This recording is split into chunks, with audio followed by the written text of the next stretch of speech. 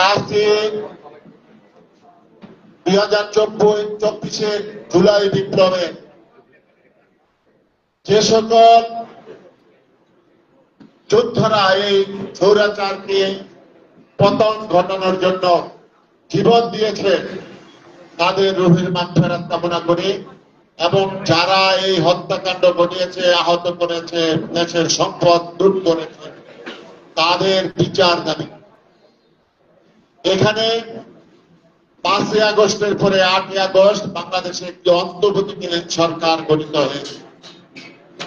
সেই অন্তর্বর্তীকালীন সরকার কেন গঠিত হয়েছে? যে পরবর্তী নির্বাচিত সরকার না আসা পর্যন্ত তারা এই দেশের দায়িত্ব পালন করবে। তাদের মূল দায়িত্ব হলো একটি জাতীয় নির্বাচন অনুষ্ঠান করা।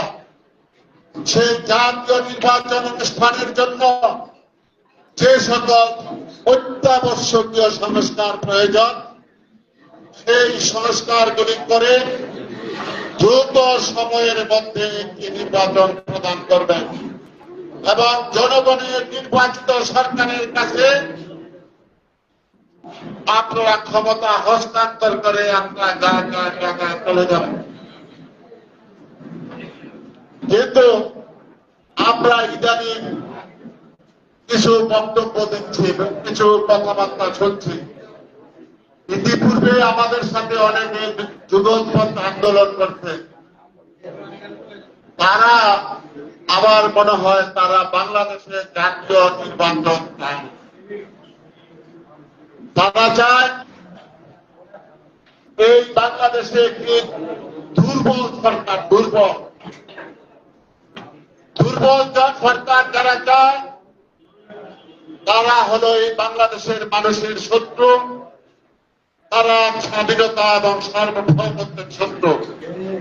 তারা দুর্বল সরকার ওই ভারতের মতো সাম্রাজ্যবাদী শক্তির বিরুদ্ধে মাথা উঁচু করে দাঁড়াতে পারবে না। আপনারা দেখেছেন গত বেশ কিছু নির্বাচনের মধ্যে কিছু ইসলামিক দল যারা এখন বড় বড় কথা বলছে, তারা জাতীয় নির্বাচন চায় না, তারা চায় স্থানীয় সরকার নির্বাচন। স্থানীয় সরকার নির্বাচন চাওয়ার কারণটা হলো তারা চায় বিলম্ব ঘটাতে। তারা চায় ক্ষমতায়, তাদের কিছু লোক এখন ক্ষমতায় আছে, তাদের যেহেতু আছে নির্বাচন হইলে তো তারা ক্ষমতায় যেতে পারবে না, সুতরাং জাতীয় নির্বাচন তারা বিলম্ব ঘটাতে চায়। যার কারণে তারা একটা বিষয় দেখবেন, এই নারায়ণগঞ্জ শহরে কিছু কিছু রাজনৈতিক দল মারকানিয়া জাতীয় হইয়া তারা কিন্তু নির্বাচনী প্রচারণা চালাচ্ছে, অথচ তারা কিন্তু জাতীয় নির্বাচন চাচ্ছে না, তারা চায় স্থানীয় সরকার নির্বাচন। আসলে এটা কি লক্ষণ? এটা লক্ষণ খুব খারাপ। এখন দেখতে ওইটা হলে পানি পাচ্ছে না, তাই তারা আরেকটা বিষয় আজকে জাতির সামনে উপস্থাপন করেছে। সেই বিষয়টা কি? যে পিআর পদ্ধতিতে নির্বাচন। পিআর পদ্ধতি কি? পিআর পদ্ধতি হল দলে দলে নির্বাচন হবে।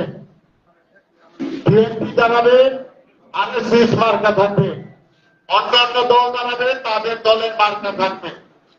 সেই দল যে ভোট পাবে ওই কেন্দ্রীয় নেতৃত্ব তাকে যে কয়টা আসন পাবে সেটা তারা ভাগ বাটোয়ারা করে দেবে।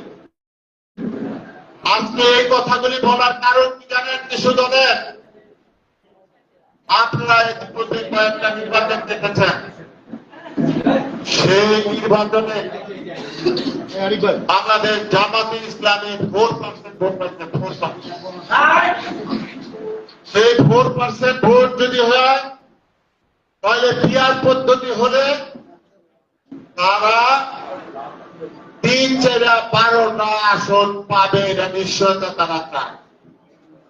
ইসলামী ঐক্যজোট আন্দোলন তারা 3% ভোট পাচ্ছে। কিন্তু গত নির্বাচনে আপনাদের গত নির্বাচনগুলিতে বাংলাদেশের কোনদিন কিন্তু ইসলামী আন্দোলন কোনো আসন পায় না। তাই তারা যদি এইবার একটু বাড়ায় ঘুরে 5-6% পায়, 5% পাইলে 4-5-20টা আসন তারা পাবে, তাদের লোক বেশি।